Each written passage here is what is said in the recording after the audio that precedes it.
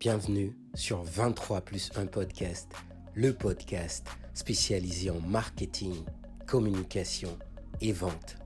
Que des entrevues percutantes pour inspirer et motiver. Reste branché.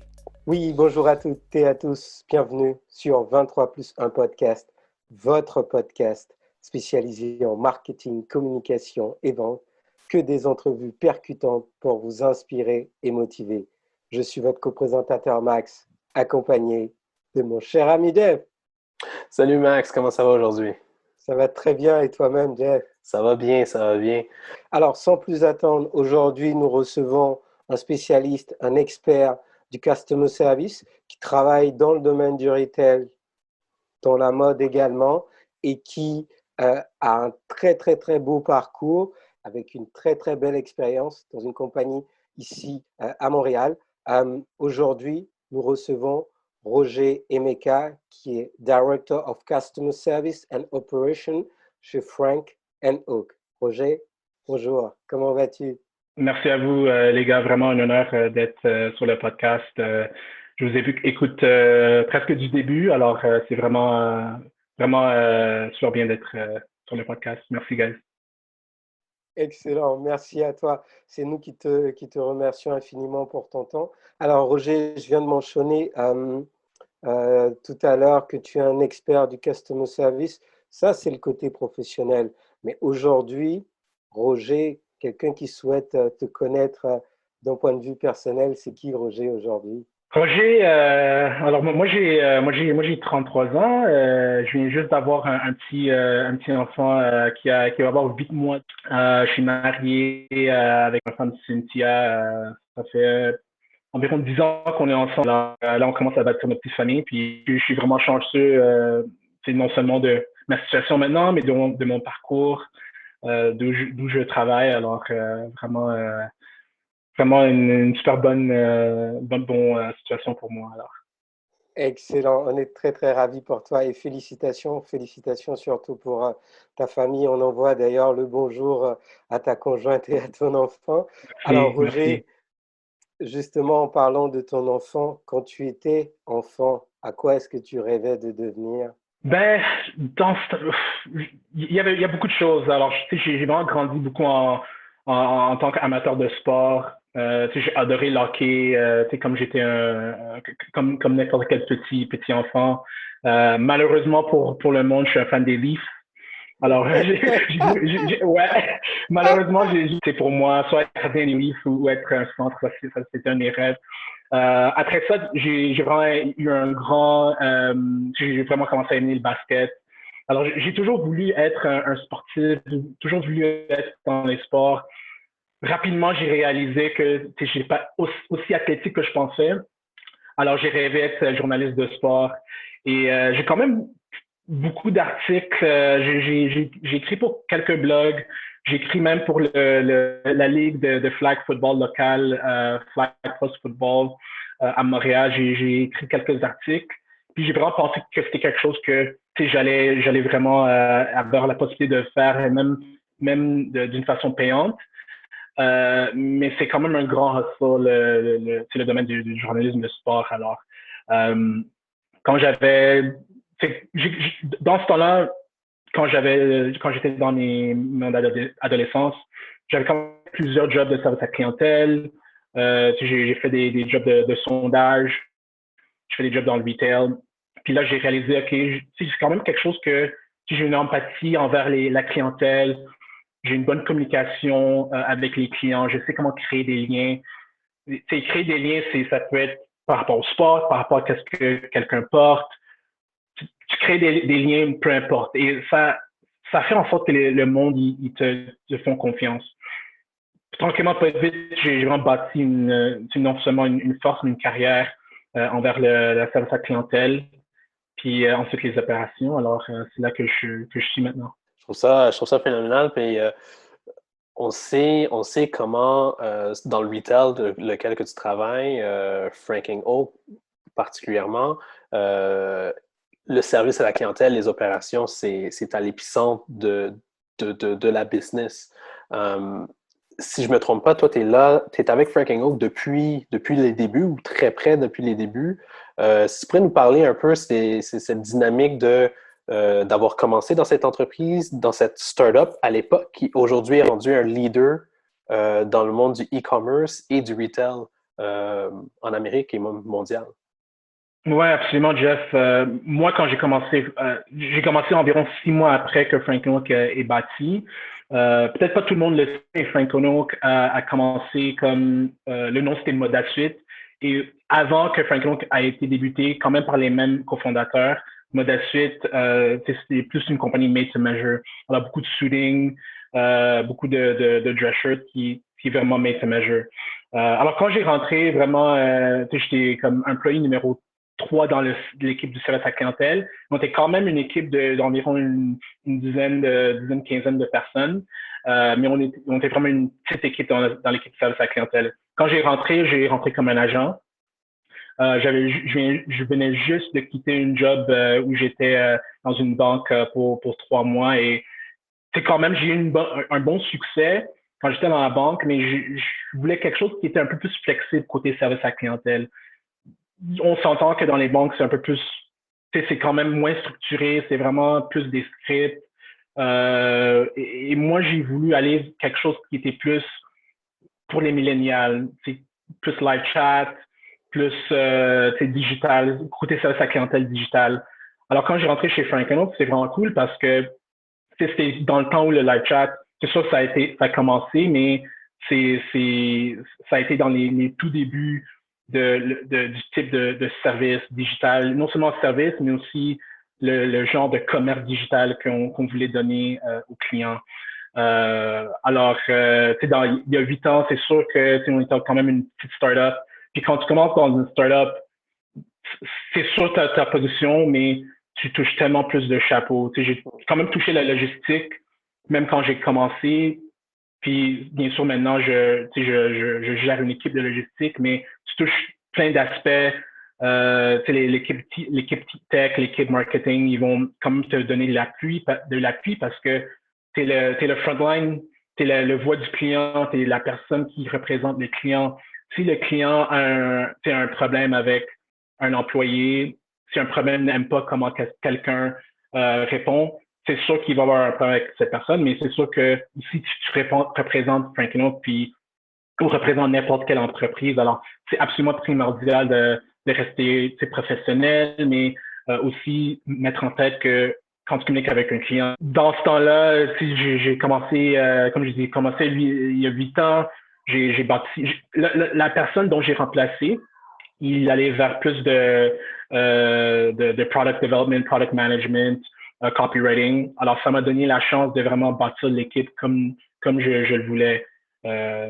Mais côté expérience management, j'en avais jamais. Alors, je me suis appris moi-même, mais aussi non seulement les collègues dans le temps, puis des collègues que j'ai quand même maintenant, mais aussi mes deux cofondateurs étaient absolument primordiaux pour mon développement dans ce temps-là. Puis, je pense pas que c'est le type de développement que tu peux avoir que si tu n'es pas dans une startup. Absolument, mais bravo, bravo d'avoir réussi à relever le défi.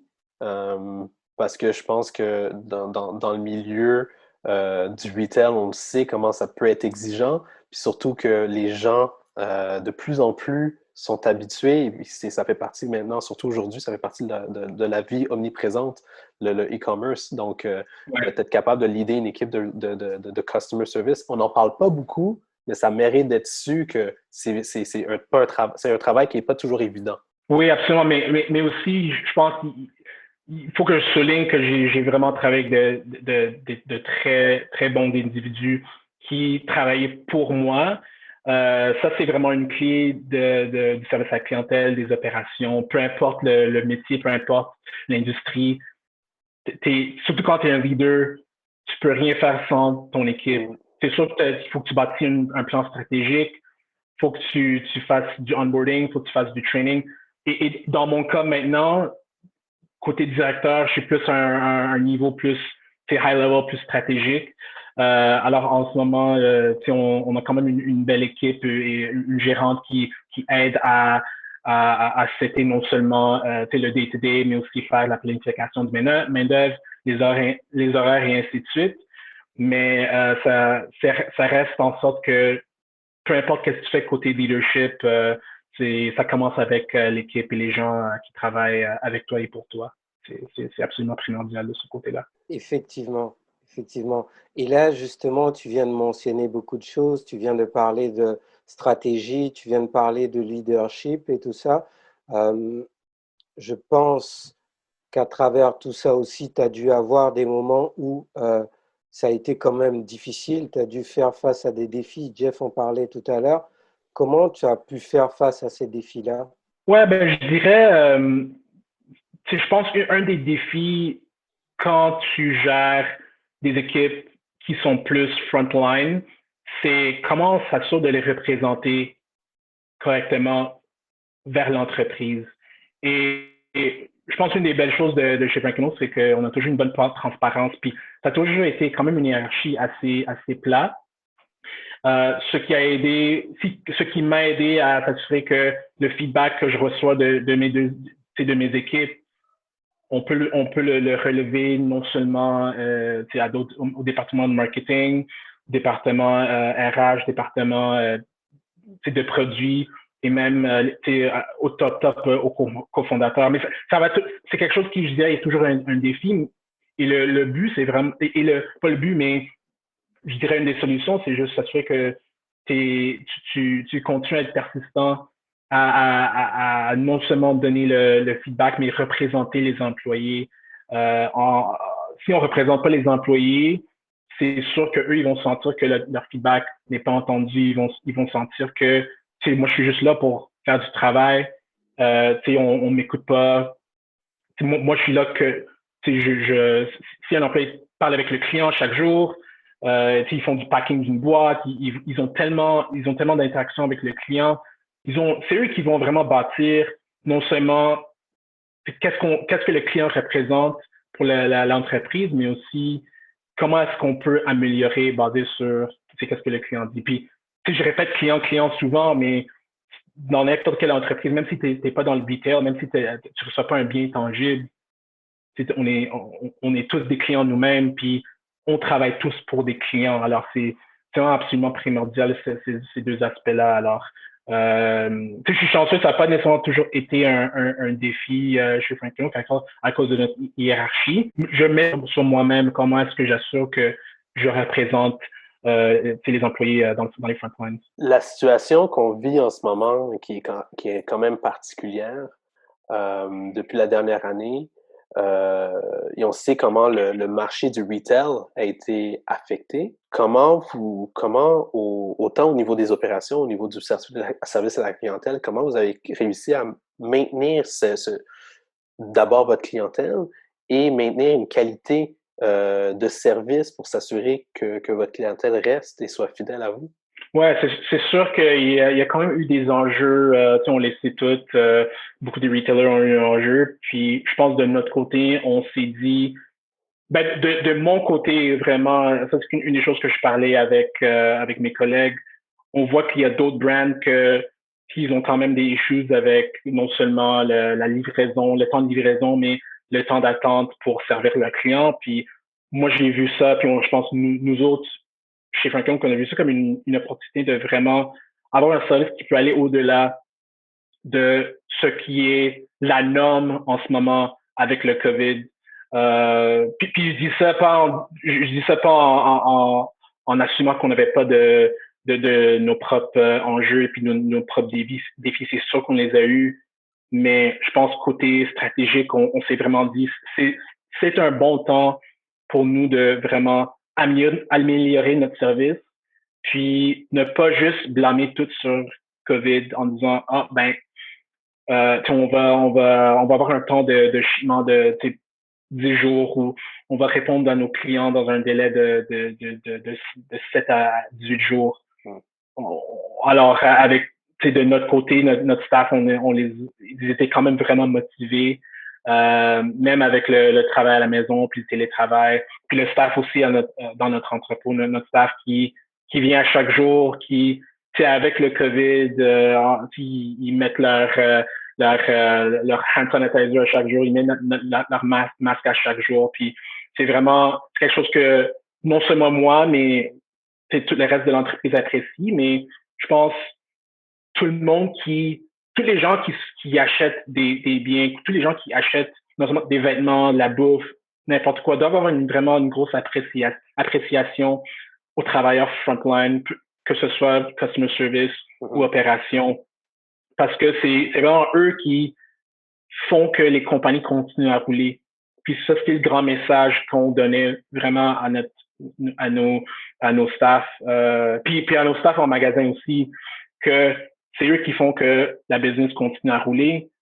Puis, en rentrant soit à l'entrepôt ou en parlant à des clients, s'assurer que les clients ont une expérience, la meilleure expérience possible. C'est ça qui fait en sorte qu'on continue à rouler. Puis, on a quand même une assez bonne satisfaction client, même avec tout ce qui arrive maintenant avec le COVID-19. Effectivement. Et aujourd'hui, si on regarde ton parcours en tant qu'un spécialiste du customer service, selon toi, avec tout ce qui se passe actuellement, l'exigence des clients et tout ça, quels sont les enjeux majeurs qui vont, en tout cas, prédominer dans le customer service dans, on va dire, dans les mois ou voire même les années à venir? Oui, absolument, Max. Je dirais une des choses qui est vraiment important pour n'importe quelle entreprise, c'est le côté omnichannel. COVID a fait en sorte que toutes les compagnies maintenant sont devenues des compagnies e-commerce. Puis si tu l'étais pas, ben il faut absolument que tu adaptes. Alors, c'est non seulement avoir un site e-commerce qui est absolument primordial, mais avoir des options comme le fait de commander en ligne, puis que ça soit shippé à un magasin. Le fait d'avoir, si un client contacte une compagnie dans 4 ou 5 channels différents, médias sociaux, live chat, Twitter, Instagram, téléphone, que le client ne soit pas transféré 5 fois différent, qu'il y a vraiment non seulement un omnichannel physique ou physique digital, mais aussi omnichannel côté communication. Si toi, tu es un agent de service à clientèle, tu as ma conversation dans chacune des channels que j'ai commencé la conversation. Alors ça aussi, c'est un aspect primordial. Puis je le vois aussi quand dans les newsletters que moi je reçois des courriels ou quoi que ce soit. C'est vraiment aller vers le côté plus en ligne, côté plus omnichannel, mais vraiment côté live chat. C'est quelque chose que moi j'ai vraiment poussé quand j'ai commencé chez Frank Oak. Côté non seulement côté coût, mais côté efficacité, mais les gens les millénials qui font les achats chez Frank Oak ou qui font des achats chez n'importe quel retailer de fashion ou même les sites les sites de nourriture. Tu veux un service adéquat, mais aussi un service rapide. Tu n'as pas le goût de rester sur le téléphone en attendant 5-10 minutes. Il faut que tu aies un service live chat. Puis même de plus, je pense qu'on va continuer à avoir plus de sites qui utilisent des chatbots, alors qui mergent non seulement le AI, mais le AI avec le côté live chat. Et c'est pas nécessairement pour remplacer des humains, mais c'est plus pour les questions qui sont vraiment, les questions qui reviennent souvent. Where's my order? Where's my return? Ça, c'est des questions qui peuvent facilement être répondues non seulement par une foire aux questions qui est adaptée, mais vraiment un chatbot robuste pour que les questions plus pointues, puis les questions plus précises soient répondues par un agent, un vrai agent, ou même des questions qui sont, si tu veux commencer à faire du upselling, tu veux commencer à faire plus de conversion, ainsi de suite. C'est vraiment plus avec des êtres humains qui vont répondre à ça. Alors, je peux en parler pour un bon bout de temps, mais c'est vraiment un petit aperçu que je pense doit continuer. Ben, on voit absolument le passionné et l'expert en service à la clientèle. Puis et tu l'as mentionné, c'est omniprésent dans toutes les sphères d'activité. Puis on le vit à tous les jours. Donc, merci beaucoup pour Je ça. voulais aussi ajouter, je pense aussi, j'ai parlé beaucoup de la technologie, Oui. ce qui est vraiment important, mais c'est sûr que le service à la clientèle va toujours être un aspect humain, puis c'est là où... Comment, tu l'as mentionné, le AI est de plus en plus présent en termes d'efficacité, en termes de rapidité, puis on sait comment la clientèle est très exigeante aujourd'hui. Comment vous réussissez à pallier, ou comment un bon service à la clientèle réussit à pallier l'humain, l'empathie, l'émotion à l'intelligence artificielle, à la technologie, ultimement? Ouais, absolument, Jeff. Puis je pense que le côté humain, ça commence bien sûr avec l'individu. L'individu doit être passionné du service à la clientèle. L'individu doit être passionné du fait que le client a donné un rating, c'est 5 étoiles sur 5, ou le client a donné un shout-out à l'individu après son chat quand il a pu écrire un commentaire. L'aspect humain aussi, c'est le training. Le training doit être vraiment robuste, le training doit être patient avec l'employé parce que dépendamment de l'industrie, et même le fashion pourrait être vraiment quand même avoir un training assez robuste. Côté training, côté onboarding, côté culture, tout ça englobe le service à clientèle. Tu dois avoir une culture service à clientèle pour que quand l'employé vient, c'est quelque chose qui est important pour eux, mais eux aussi doivent venir avec un mindset où le service à clientèle est super important. Aussitôt que ça c'est fait, là on peut coalescer le service à clientèle puis la technologie. C'est sûr que de l'un ou l'autre, de l'autre bord ou l'autre, on peut pas juste avoir la technologie qui pousse le service à clientèle. Comme j'ai mentionné, c'est les chatbots, c'est l'outil que tu utilises qui est vraiment important. Mais je suis parlant pour nous, c'est pas 100% chatbot. On en utilise un peu, on utilise pour les cas où c'est vraiment plus facile de répondre, mais le client va toujours apprécier un service qui est vraiment humain, un service qui crée des liens, un langage qui est vraiment apprécié aussi, un langage qui fait en sorte que si je vais résoudre ton problème, I got your back. Et ça, c'est un des choses qui est vraiment important, juste que le client sache que I have your back. Je te supporte dans n'importe quel problème ou quelle question que la personne va avoir. Tout à fait. Je partage complètement cet avis-là. Et justement, tu viens de parler de service à la clientèle. Euh, on ne peut parler de service à la clientèle sans parler d'excellence et sans parler de succès, et aussi sans parler d'exemple, bien entendu. Donc, est-ce que tu veux bien nous partager un cas de succès de service à la clientèle que tu as pu constater durant tout ton parcours et qui, pour toi, te reste aujourd'hui comme l'ultime, on va dire, réalisation, par exemple? Ouais, quand même, il y en a plusieurs. Je dirais, je suis fier non seulement, et tu sais, je parle du service, je parle de service à la clientèle côté service à la clientèle, l'équipe du service à la clientèle, mais je gère aussi je peux pas les oublier, mon équipe des opérations, logistique et en entrepôt, puis tout ce qui est post-purchase après achat, ça fait en sorte que c'est du service à la clientèle aussi. Surtout quand tu achètes quelque chose en ligne, c'est sûr tu vas avoir quelque chose qui est shippé chez toi. Si tu ouvres la boîte puis tu réalises, c'est pas le bon item, ça n'a pas été bien emballé, ainsi de suite. Là, ça devient un appel au service à clientèle.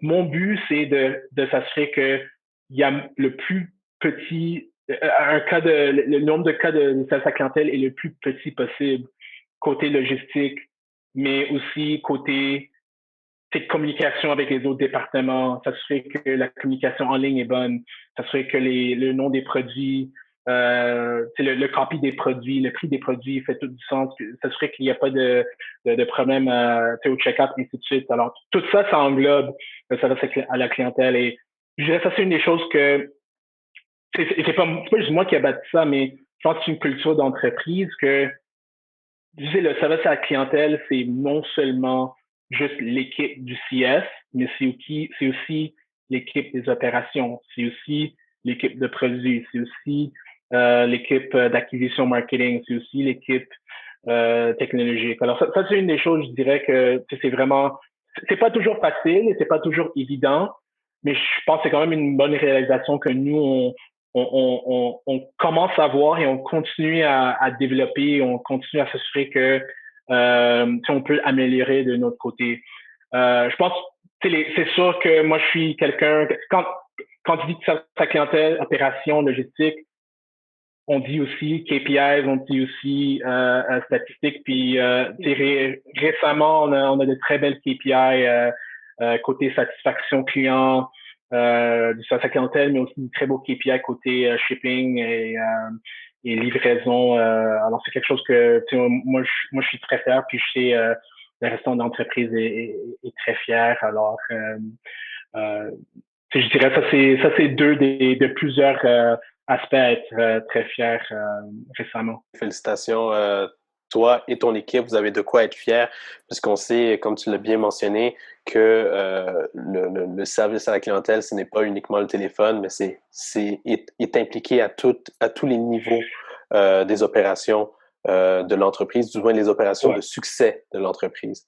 Oui, absolument. Si je reviens à Roger, le passionné, tu as mentionné au début de l'entrevue que tu es un grand fan de sport, bon, tu as mentionné les Leafs, je ne vais pas le dire trop fort. Mais...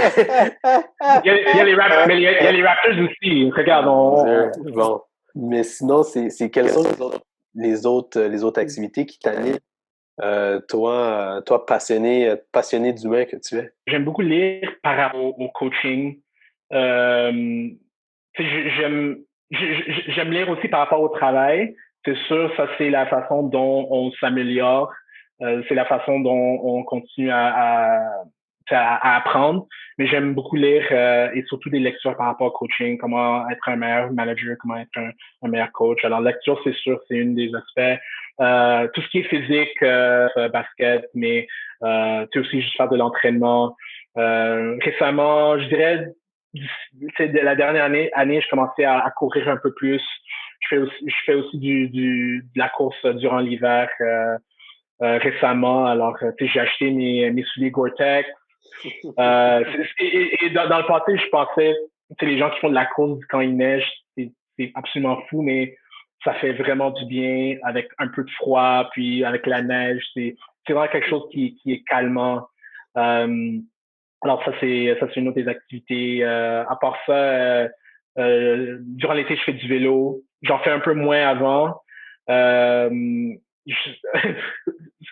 C'est drôle parce que ça fait juste environ 4 ans que j'ai mon permis, mais avant ça, je faisais NDG au Myland, NDG au travail en vélo avec un fixed gear chaque jour. Wow. Là, tu sais, à 33 ans, je suis un peu trop vieux pour ça. Puis de Laval au Myland, c'est aussi un peu trop loin, mais le vélo, c'est aussi un de mes passions. Alors, puis bien sûr, c'est être entre amis, jouer avec mon fils, être entre famille, prendre du temps avec ma femme aussi, bien sûr. Excellent, excellent. En tout cas, parcours très, très inspirant, de très belles réalisations. Merci. Merci pour tout ce beau partage.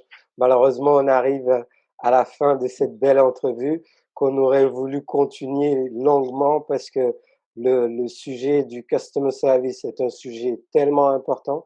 Et comme tu l'as souligné, c'est pas seulement un département, c'est vraiment l'ensemble des départements de l'entreprise. Donc, vraiment bravo, merci.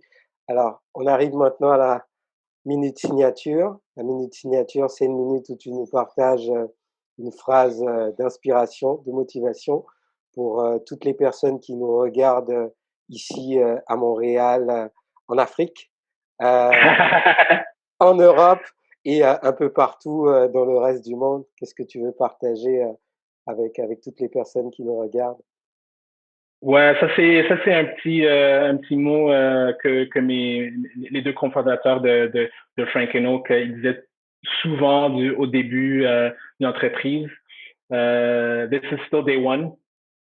Alors c'est vraiment simple, c'est juste à chaque jour assume que c'est la première journée c'est non seulement de l'entreprise, non seulement de ta carrière, mais c'est la première journée de n'importe ce que tu fais. Puis tu vas t'assurer que tu es toujours le plus motivé possible. Et ça fait en sorte que on n'oublie pas nos roots, puis on n'oublie pas notre grind de startup. Alors, je pense que c'est quelque chose qui résonne quand même ces jours-ci. Même si on n'est plus un startup, ça résonne quand même pour nous. Alors, et pour moi aussi, bien sûr. Écoute, Roger, merci infiniment pour ton partage. On a surtout senti et tu nous as fait vivre vraiment c'est quoi ta passion pour autant les opérations que le customer service et on sent que c'est quelque chose qui te tient beaucoup à cœur et que tu fais avec brio. Donc, bravo pour ton parcours. Merci beaucoup. Merci à vous, Jeff. Merci à toi, Max. Vraiment un plaisir encore. Puis, Max, c'est toujours un plaisir. Merci. Toujours un plaisir, mon cher. Partagez, Jeff. Merci. Merci, Roger. Et puis encore, félicitations pour tout. Merci à tous qui nous écoutent. Je vais le redire, comme Max dit souvent, partout dans le monde, qu'ils soient en Afrique, en Europe, au Canada, à travers le monde. Merci à tous de nous écouter parce qu'on est là pour vous inspirer et vous motiver. Donc, vous pouvez nous suivre sur nos différentes plateformes. On parle d'ici de LinkedIn, YouTube, Instagram, Facebook, Twitter. Vous pouvez également suivre notre hashtag qui est le 23+1 podcast. Donc, encore une fois, merci à tous et on se voit la semaine prochaine pour un autre épisode du 23+1 podcast. Merci.